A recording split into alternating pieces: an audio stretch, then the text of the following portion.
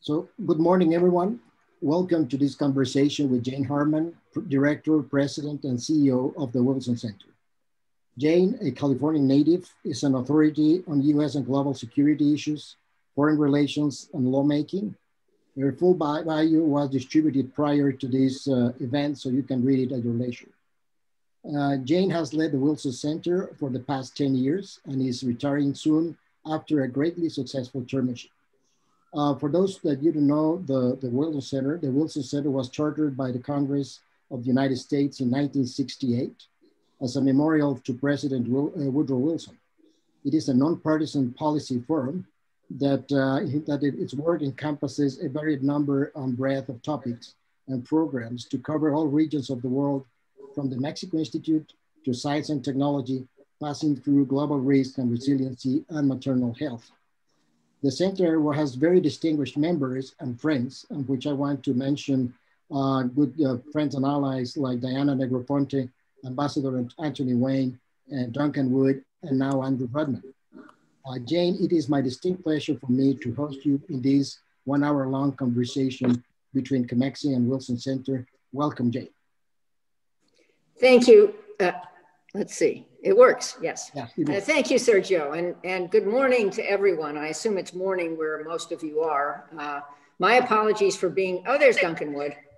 My apologies for being a few minutes late. I've had a cell phone meltdown. What can I say? But at any rate, I'm delighted to be on the call. I also, now that Duncan is on the call, want to show off some of my outfit.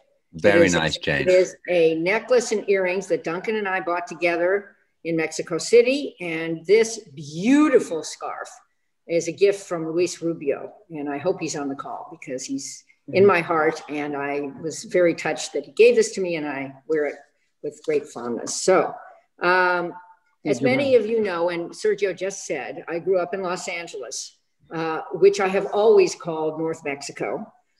Because of the prevalence of a huge Mexican diaspora and because of the close ties between the people of Los Angeles and our friends to the south. There is a gigantic Mexican influence in California, and it is not just Juanito Serra's missions up and down the state, which happen to be beautiful, but everywhere there is Mexican influence. And when I was in Congress, for 9 terms, I represented part of Los Angeles that has a huge Latino population. So many from Mexico. So I feel very comfortable, very, very comfortable with the relationship. And when I came to the Wilson Center from Congress, I was delighted to learn that the Wilson Center has the best Mexico Institute in the United States. And I was really thrilled also to know about our relationship with COMEXI. So I want to thank those who came before Duncan Wood, Andrew Seeley, whom everybody knows, who founded our Mexico Institute, Duncan, who then succeeded Andrew as the director, Chris Wilson, who recently left, who was a very able deputy director, Tony Wayne, our former ambassador to Mexico, who plays a major role at the Wilson Center, and offer a big welcome to Andrew Rudman, whom I think will be introduced in more detail later, but who is taking over from Duncan. But beyond the leadership at the center is our board. And our board has been composed, still I guess is, of amazing people. And as I mentioned, Luis Rubio happens to be a dear, dear friend.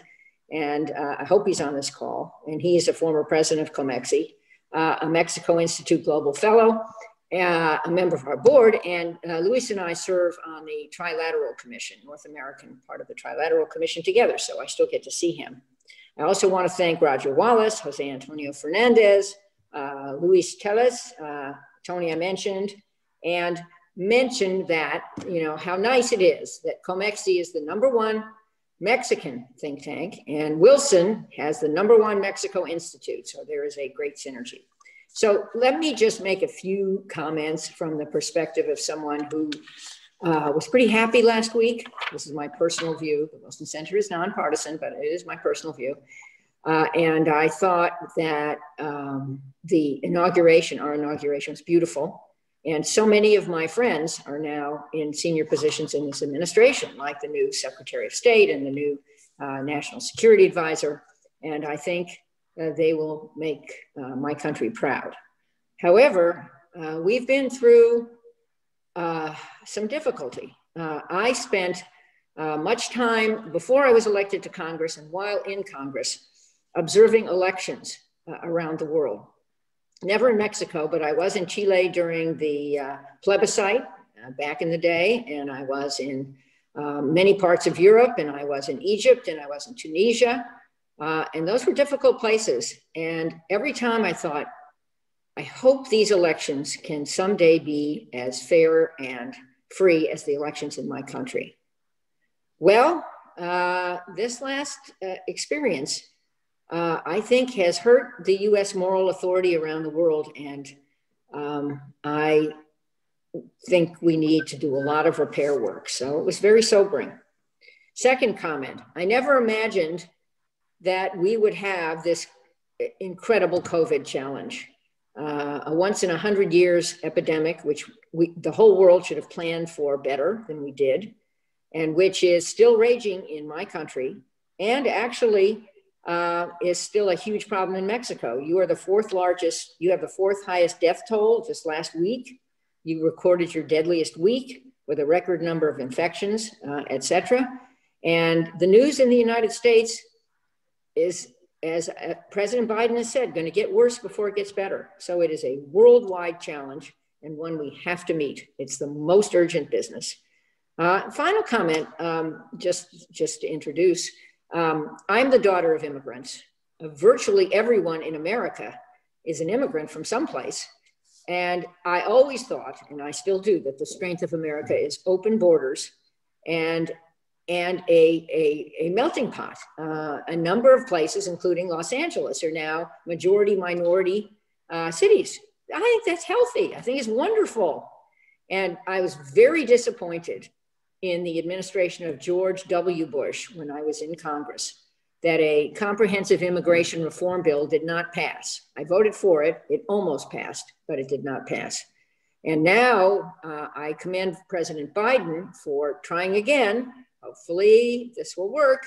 And also for taking some initiatives that President Trump said he would do, but I don't think he followed through, in Central America to strengthen those governments, to help them reduce corruption and to reduce the flow of illegal immigration from Central America through Mexico to our southern border. So, you know, these are good, big challenges, I would say, with how we conducted our last election, although we got through it. Big challenge with COVID, maybe some good news on immigration. And I will be watching closely. And I'm not leaving the Wilson Center. I'm leaving the president and CEO position, but I will be president emerita, and I will be a distinguished scholar, and I may have some other activities in my life, but I have great affection for the Wilson Center.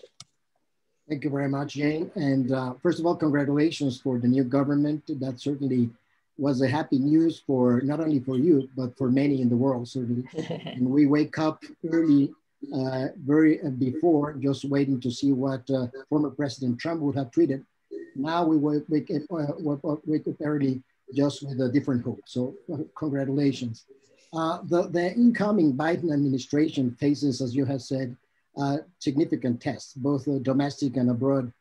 In the foreign policy realm, there are tensions with China, of course. Russia is more emboldened. North Korea is the greatest risk on nuclear weapon front. Yeah. And Iran is becoming the power breaker in the Middle East. Why do you see the challenges of the Biden administration on foreign policy, particularly on security and democracy? Well, I think, as I said, that the COVID challenge is the biggest challenge in the world right now. And I don't think we will ever have a strong economy again in our country or in the world without defeating COVID. And it offers an opportunity in terms of foreign policy in two ways. Number one, we are re-entering, thank goodness, the international organizations like the World Health Organization, WHO, and working on worldwide distribution of the vaccine. That is a great way to rebuild our alliances and also show the world that we are interested in re-engaging. So there's a big opportunity. And in addition to that, dealing with COVID has forced us all to accelerate the technology revolution. And I think that there are going to be some advantages. The Build Back Better idea is a very good tagline. So there's that. But then there are the challenges you mentioned with Russia and China. President Trump, in some ways, did the right thing by getting tougher with China. He did the wrong thing by not having a strategy for how to develop that in a way that confronted China about the things it does wrong, but also worked with China on the things we must work with China on. COVID is one, but climate is another one. He called President Putin yesterday. I was interested to read about that. And it sounds like we're again doing things better. We're confronting Putin on the things we should be confronting him on, certainly that dreadful hack, the abuse of human rights with the imprisonment of Navalny and the incursion in Ukraine. But on the other hand, if they can agree to renew the START treaty, the nuclear non-proliferation treaty, that's a very good thing. So I think what Biden is doing is having more strategy than Trump did. And I think that will be good in the world. And we do need an overarching strategy for the United States. I've said for years to my friend Madeleine Albright that the US should not be the indispensable power. It should be the indispensable partner. And that particularly is true with respect to Mexico and our neighbor to the north, Canada. Let's talk about a little bit about the North American region. And we will look at the World Bank the data. There are 4 large trading blocks. The CPTPP, that is worth 11.2 trillion. The European Economic Area, that is worth 18.9 trillion. The USMCA, which is North America, which is worth 24.4 trillion. And a little bit above, the new RCEP, which is worth 25.8 trillion. So within the USMCA, Mexico is the top US trading partner. And how important do you think is North America for the Biden administration? This is particularly when the day before yesterday, an executive order was signed by President Biden strengthening Buy America and Buy American. So what would be your take of this? Well, I think that USMCA was the one important foreign policy success of the Trump administration. And actually, it was probably one of the few bipartisan successes of the United States Congress, which is pretty sad if that's all there is. But it is an important trade agreement. Modernizing NAFTA was essential. And the goal is for all 3 countries to win. I think what Biden is doing, which I understand, is to help rebuild US manufacturing. It's important to do that. And a lot of US manufacturing hasn't gone to Mexico and Canada, it's gone to China. So I think that's a good thing if also we work with Mexico and Canada and rebuild the 3 amigos relationship that has languished, and help Mexico and Canada also increase their manufacturing. This should be a win-win-win, not a win, lose, lose. And I think Biden gets that. We certainly get it at the Wilson Center. Tony Wayne is our sort of North America guru, and he is presiding over activity we do mostly focused on economic issues, but not totally, but we do it jointly with the Mexico Institute and the Canada Institute. So you should count on us. If this doesn't seem like it's evolving in a fair way, count on the Wilson Center to highlight the issues and talk about a better way forward. But I think I understand what Biden's doing, and I don't think he's doing it or intending to do it to the detriment of Mexico. Yeah, thank you. Sergio, could I jump in there for a second? Sure. you know, I think that there's some really interesting things that are going on, conversations that are going on here in Washington about potential exemptions for Canada and Mexico to the Buy America. Of course, it goes against the principle that Biden has laid down, where he says, you know, it was all too loosey-goosey under Trump, and so we need to tighten it up. But I think there's a very good chance that the Canada and Mexico will get exemptions on that. But I have to say, and I know that Jane feels similarly, that economic nationalism is worrying in many of its forms. And it's a phenomenon that we've seen spread around the world. And of course, you know, you there in Mexico know better than anybody about the importance of economic nationalism and the impact that it's having at these times. And there's nothing wrong with defending jobs. There's nothing wrong with defending manufacturing in your own country. But you have to do it in a way which doesn't prejudice your economic development, your international relations, and of course, one thing that I think is all too often forgotten, the rights of the consumer. You know, because often what we see is that when we engage in economic nationalism, quality goes down and prices go up. And I think that's one of the things that we really have to keep in mind. But it's complicated, like everything else, Duncan. I don't disagree with you, but we have a huge number of unemployed workers in this country. Unemployment is growing around the world because of this COVID monster. But we have to figure out new jobs for these people. And it does make sense. And the transportation costs are lower. I'm not talking about US-Mexico. I'm thinking more US-China. It does make sense to see if we can bring some of the manufacturing home and retrain these people for automated, modern manufacturing jobs. And I know, and you know, we all know on this call that the cross-border manufacturing trade is huge between the US and Canada and the US and Mexico. And the last time I looked, cars are made, you know, in 16 different locations. And we're a huge auto market. And that's good for Mexico if a lot of the manufacturing's there. But it's good for the US if some of the manufacturing's here too. So I think getting it right, which we never have got right, for the future could be, as I said, a win-win-win for everybody. I think it's going to be very interesting how it rolls out. I was reading yesterday, as you may know, I'm an engineer, so the people in the construction industry are very, very happy about the Buy American, because that will help local industries, cement and iron, steel, and so forth to flourish. And that's quite different to, for example, to manufacturing. So we will see how this rolls out. And because we shouldn't just say that this may be wrong just because Buy America is being spelled out the way it is. So we have to see. And it may be the term Buy America that is a loaded term.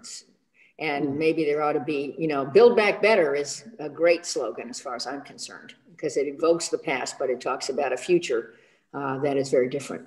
Yeah, I get the details have to be worked out. And also the workforce development that Attorney has been advocating, it plays a significant role. It's not only, okay, let's have new manufacturing, but also we need to retrain those people that have lost their jobs, which is the same challenge that we are facing in Mexico in terms of better workmanship for the future. Jane, the Wilson Center, as you mentioned, and COMEXI are nonpartisan think tanks, and whose value to the society rests on its independence and objective analysis and proposals. So in this new area of the US government, what do you think is the role of think tanks? I think it is bigger than ever. And I'm certainly talking more about the American context. I don't know Mexico in the same way. But I think a huge number of people in the United States don't agree on what is true. Millions of people think that Biden stole the election, even though we have had, 60 court cases and all these recounts to show that he didn't steal it. Nonetheless, they think he did. So there's no agreement on facts. And I think that is a huge opportunity for the Wilson Center, for COMEXI, for all of us. But since we're both number one and work together, this is an even bigger opportunity to try to develop a common set of facts. Why can we do it and governments not? Because we are nonpartisan, as you said. Lindsey Graham, who was an old friend of mine when we served in Congress together 100 years ago, when I told him I was coming to the Wilson Center 10 years ago, said, oh, great, it's a safe political space. And we are. And everyone wants to speak at the Wilson Center. They don't speak to each other when they're at work in the Congress, but they come to the Wilson Center and they do. And they talk about ideas that could really improve public policy. That's why I came to the Wilson Center. And we also have schools on Friday afternoons, well, you probably know this, where we train Capitol Hill staff, bipartisan, bicameral, on foreign policy, cyber, and artificial intelligence. And not only do they learn what is true in these areas, but they also get to know each other. I mean, it's such an alienated place in the Congress. Nobody knows anybody, even in the same party. So what a tragedy. And I think think tanks offer that safe political space. The other thing we do, and you do, is we do understand the importance of partnerships. We're an international think tank, so are you. And we team up with people who are smart and based in other countries. And we've done that forever. And so I think the partnership we have really matters. And maybe the final thing I would say is that as this government changes, at least in this country, it would be really sad if we reverted to a lot of partisanship on the other side. I know that's not what President Biden wants.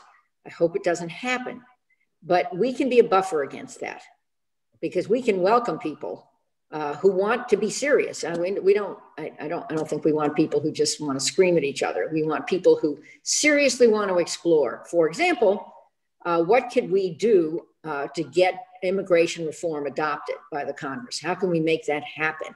What are some much more sensible southern border policies?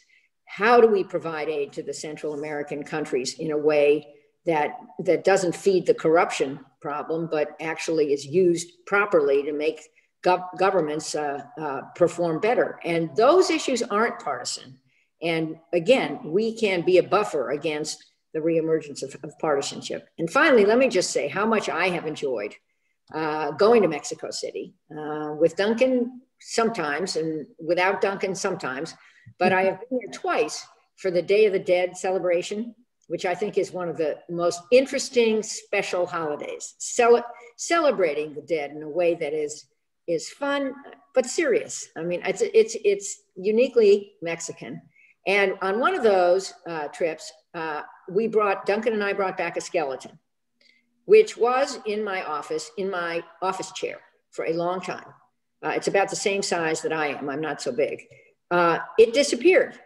Duncan says it's in his office and he will take care of it.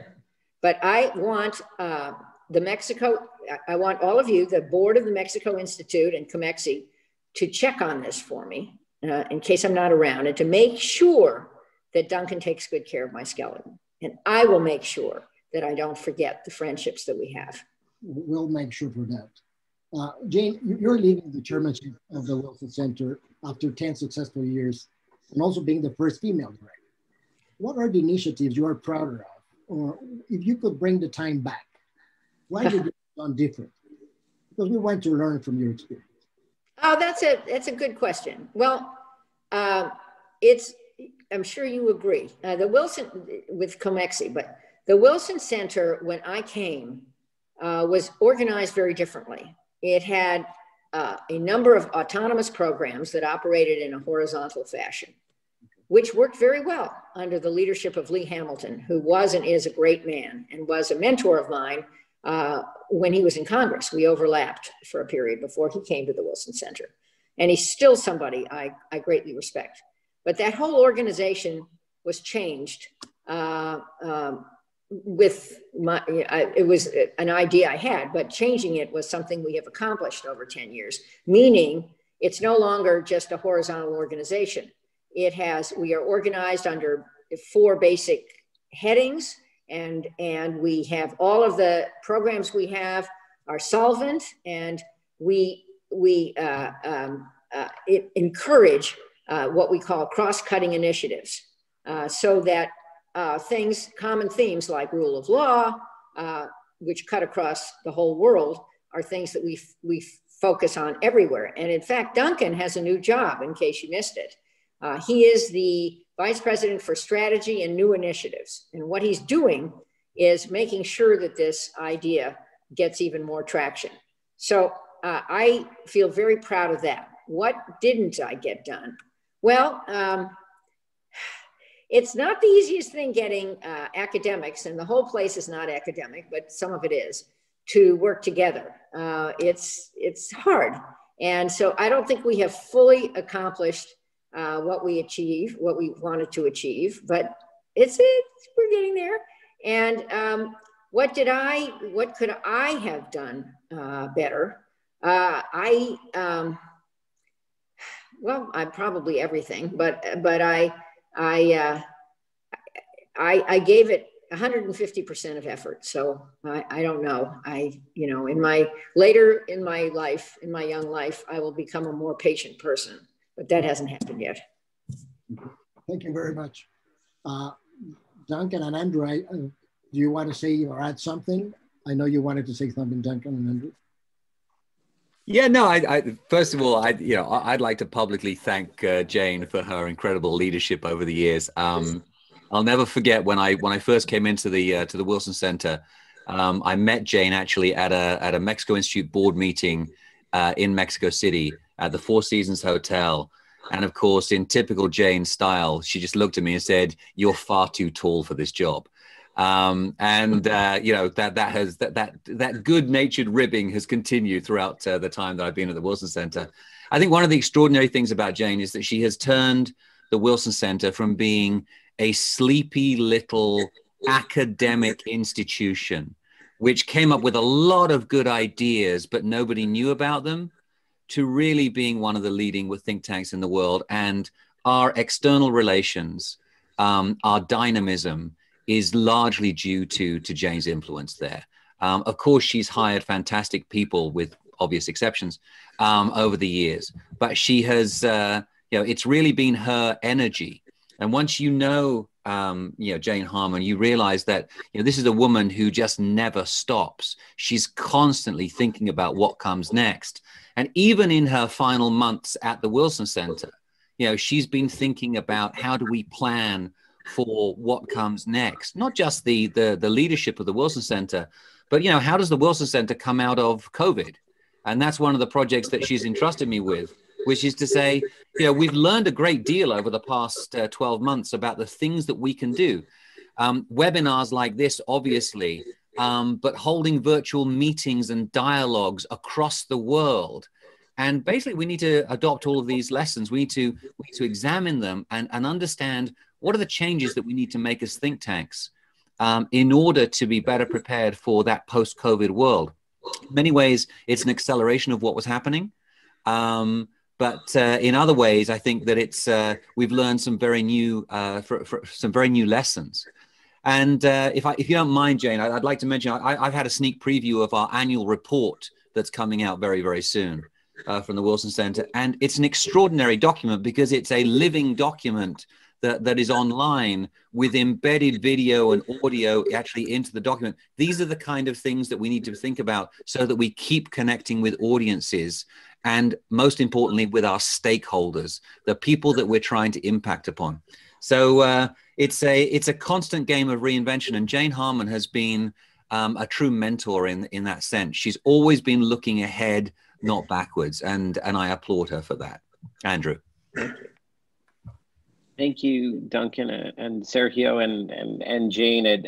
I'll just say I'm so delighted to be here to participate in this conversation and to join the Wilson Center, or technically rejoin the Wilson Center. I worked in the Latin America program many years ago when I first after grad school.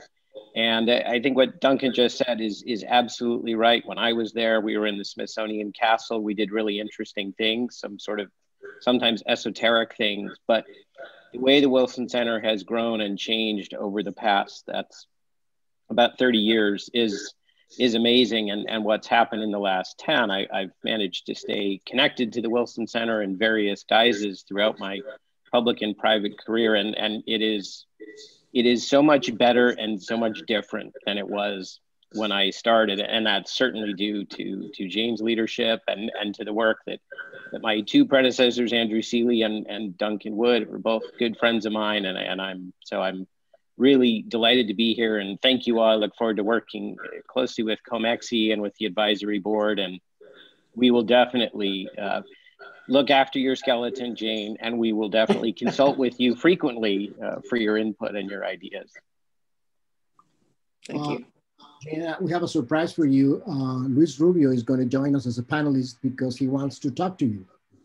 Great. So it's just happening anytime soon. But so Luis will join us. I'm not wearing a tie because I was waiting for Duncan to give me one. So I'm still waiting. So we'll see when that happens. You know I don't own a tie, right? Well, that's true. Well, I'm wearing one, thanks to Luis. Where's Luis? There he is. Hola, Luis. Hello. Adelante, Luis. Hello. I just wanted to say hello and thank you for your kind words, Jane. It's really a pleasure to have been working with you, and I look forward to working with you in the future. These two institutions have a lot to enrich each other, and I hope that we can advance with that with Andrew in the future. Thank you, Luis. Gracias, Luis. If you don't mind, let's open for some questions that the audience had put in the chat, have placed the questions in the chat. I have a couple of them, which is one of them that is related to the possibility of hosting a North American summit. If you think that that will be of some value, Jane, of reestablishing the normalcy of meeting the three leaders of the US, Canada, and Mexico on a regular basis. I think it's a hugely important idea. And I think the Wilson Center and COMEXI together can get behind it right now. And, you know, we have people and you have people who can talk about why it's a good idea right now. And, you know, Biden has got all kinds of pressure on him to fix various problems and restore the US moral authority, something I mentioned. And all that. But this is, as they say in the intelligence business, which is my field, a slam dunk. It's the obvious thing to do. And I hope that there will be enough focus on it to get it started early. And I do think it's a joint event we could do.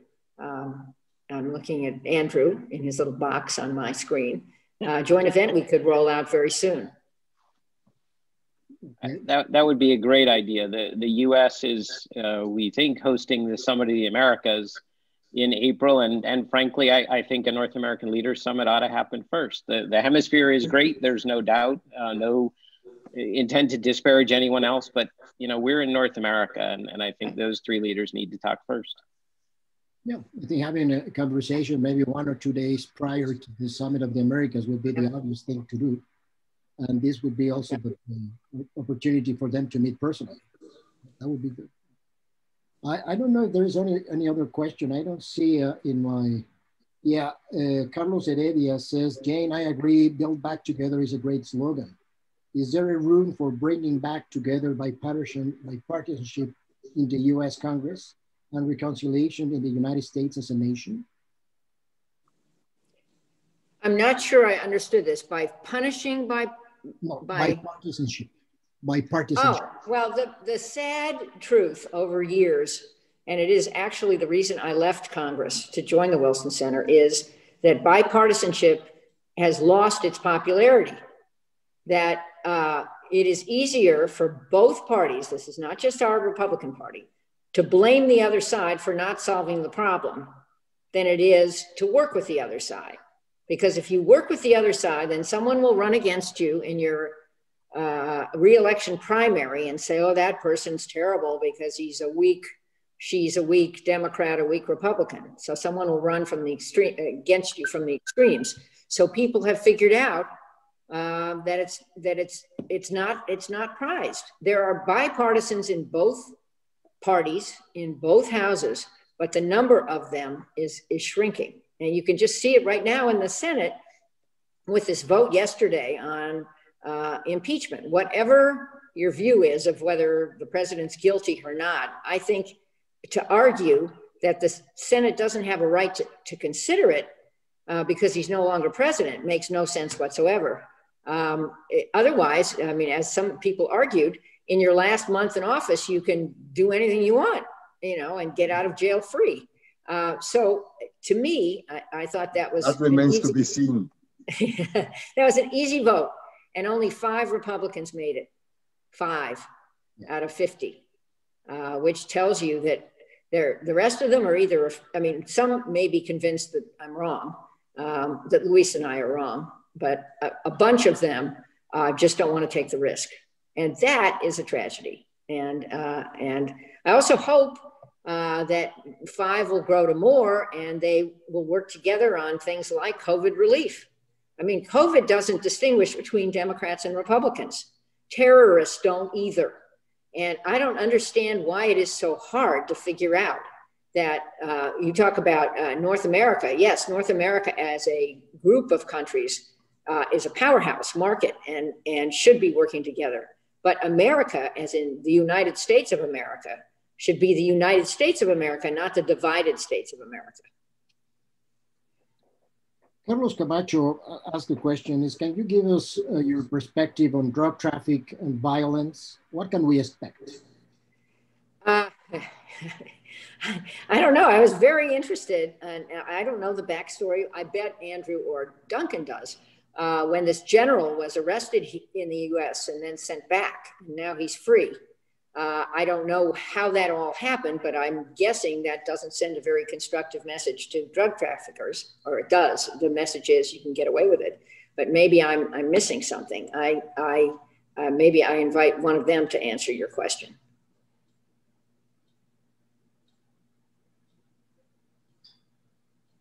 All right, I think Duncan's looking at me, so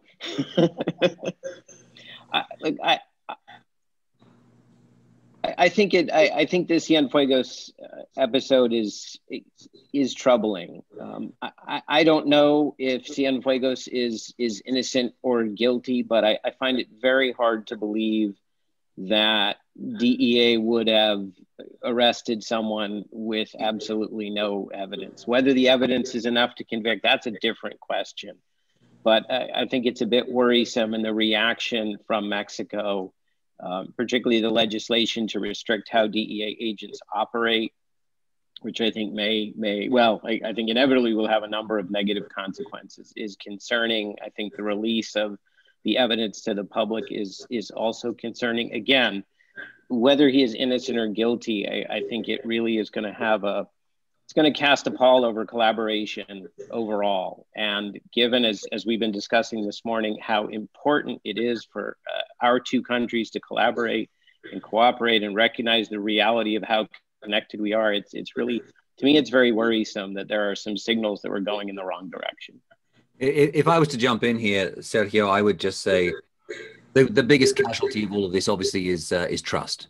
And we held earlier on, about a year ago in South Texas at the ranch of Roger Wallace, we held a meeting with the U.S.-Mexico Foundation, where we brought together 12 former ambassadors, former U.S. ambassadors to Mexico, former Mexican ambassadors to the United States, in a process we call convocation. And when we talked about security, the big issue that came up over and over again was that of trust. Do the two sides trust each other? Who can you trust? If you pass on information to somebody, does it get shared with the bad guys? The interesting thing was, and we had ambassadors there from 20, 30 years ago, and they said that was the issue back then, and it's still the issue today. And I have to say, I agree fundamentally with what Andrew has just said, which is that, by releasing that file, by the Mexican government releasing the file from U.S. prosecutors, they have basically violated terms of the implicit agreement between Mexico and the United States. It was totally unnecessary. particularly when you saw the heavily redacted version of the Mexican report that was released later on. You know, they didn't have to release that information. That was information, that was intelligence that had taken months, if not years, to gather. Prosecutors had put in an enormous amount of work on that. And now, of course, here in Washington, we constantly hear the refrain of, we just don't know if we can trust our Mexican counterparts. And there had been impressive advances that had taken place up until 2018 in that regard. And you remember very well, Sergio, where the beginning of the Peña Nieto administration in 2012, 2013, there was a pause in the security relationship when everything needed to be sort of reevaluated. But from that point, which was a tricky point in the relationship, we moved forward very quickly and trust was established. And I fear that now a lot of that trust has been destroyed. So what I'm hopeful for is that, you know, with yesterday's call between Blinken and Ebrard, with some of the other messages coming out of the State Department and out of the White House, that there is a goodwill here in the United States to reconstruct the relationship after what I see as having been a very damaging time. What I want to see right now is that same goodwill coming from the Mexican side, and I'm still uncertain about whether that's there. Well, I agree. In May, at the beginning of the Peña Nieto administration, the visit of President Obama at the time was really of the interest to learn what was the strategy of the Mexican government at the time, whether there was a real strategy behind and what was the scope of it. And so the idea of President Obama was really to learn and to give sort of a pause, as you say, and see what the reaction of the Mexican government was. And I think that what was expected from the US government was in some ways surpassed in terms of the breadth and scope of the strategy. Of course, evidently afterwards he had some challenges that it eventually didn't work. But as you say, you need to have goodwill from both sides. And I think what happens with Cienfuegos in this instance is that López Obrador thinks on electoral process next June. So that's his main target, regardless of the US-Mexico relation and treaties and what have you. He has his mind put on the electoral process because that's where he thinks that his movement will take roots much deeper than that it has already. So anyway, but that's the way he thinks. And it's not that I'm defending him, just presenting what I think is happening. But you know, I think there are good news that the talk that there was yesterday that was held between Ebrard and Blinken, I think is a very good news that they are starting a conversation, a formal conversation, orderly conversation, which is something that we were lacking between the Trump administration and the Mexican administration. Yeah. If I could add one thing, I could have mentioned it when you asked me about Biden's foreign policy. Biden will restore process to foreign policy. The Trump foreign policy was singular. He would wake up in the morning and decide what he was going to do, basically. There were some people around him, but everybody agrees that they were, once he had made up his mind to do something, nobody could stop him. And it's not just a question of stopping, but if you have a good team and you prepare issues and you have, you know, the meetings among principals where the principals go in knowing where the other person's coming from and having a longer view, you get a better result. And I think that Trump had some good ideas, focusing initially on doing something with Kim Jong-un. I thought it was a good idea. Focusing on becoming more friendly with Xi Jinping. Not that it was okay. I think the move he made in the Middle East with this Abraham Accord, getting the Sunni Arabs and Israel closer together, is probably a good thing. But he didn't have the follow-on steps. He didn't have the bigger picture and didn't want it and didn't know much about history. And it's another thing think tanks can do. Certainly we do it. We have a history and public policy project. And we know the history of relations among countries. And we have a website, a digital archives, where anyone can access that. And it really should help, if the process is right, an administration that respects process be more successful.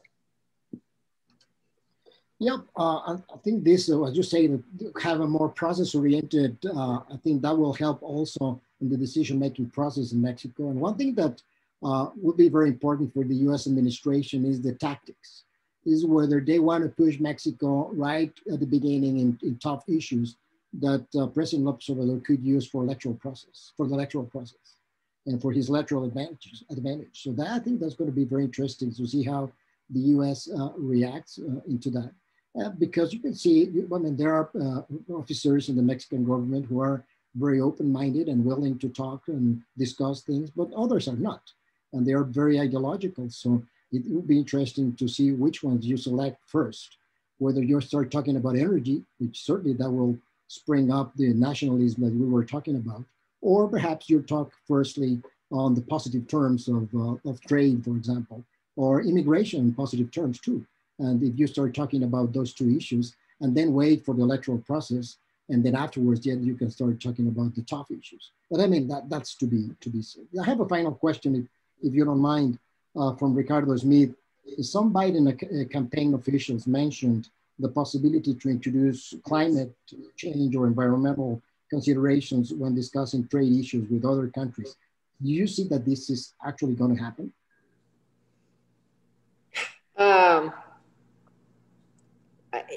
I think that Biden is going to make climate a huge focus across all the issues he deals with. So I would say, I don't know how it's going to happen. It'd be interesting to see what Andrew and Duncan think in terms of Mexico. But yes, I think it's going to happen. And should it happen? My answer would be yes.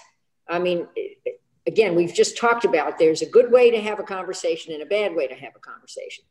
But if the world doesn't get together on climate, certainly my state of California is not going to exist anymore.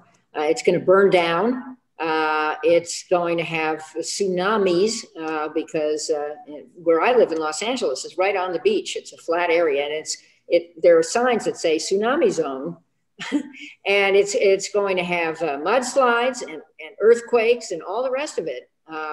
And so, again, this is not a partisan issue. How it is handled matters. But I applaud Biden for making it a centerpiece. I personally do. I don't know what Andrew and Duncan would want to add of his agenda. And on energy, it's complicated. I mean, there is this Senator, Democrat, Joe Manchin, who was the governor of West Virginia, who comes from a coal mining state. His family was coal miners. And it is not absolutely clear what the next act is if fossil fuels are reduced. But there has to be a next act. I mean, I think that's part of the challenge. What is the way to develop clean coal or alternative fuels that can keep people in West Virginia employed? And there should be an answer to that. And this applies, across the world. Yeah, that's good. Yeah, if I could, Sergio, just very, very quickly there on the West Virginia issue, I think Jane raised a very good point. My family and I go up to West Virginia to get away from the city under normal circumstances on a relatively regular basis. And one of the extraordinary things is as you go up into the mountains of West Virginia, of course, it's coal mining country. But what you also see there now are wind turbines everywhere, hundreds and hundreds of wind turbines. And there are now more jobs in that wind industry than there are left in the coal mining business. So it's an incredible transition which is underway.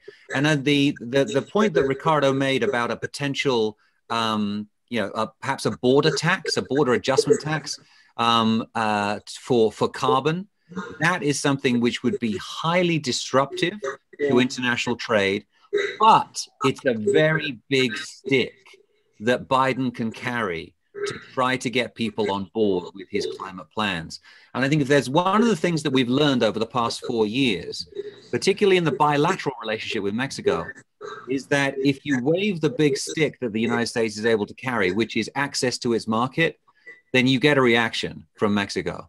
And that's how the migration agreement came about, is by threatening to close the border or to impose import taxes. And I wonder if there are folks in the Biden team who have looked at that and said, you know what, maybe we shouldn't just throw away everything that Donald Trump showed us. I think one thing that you're talking also is the retraining of people. In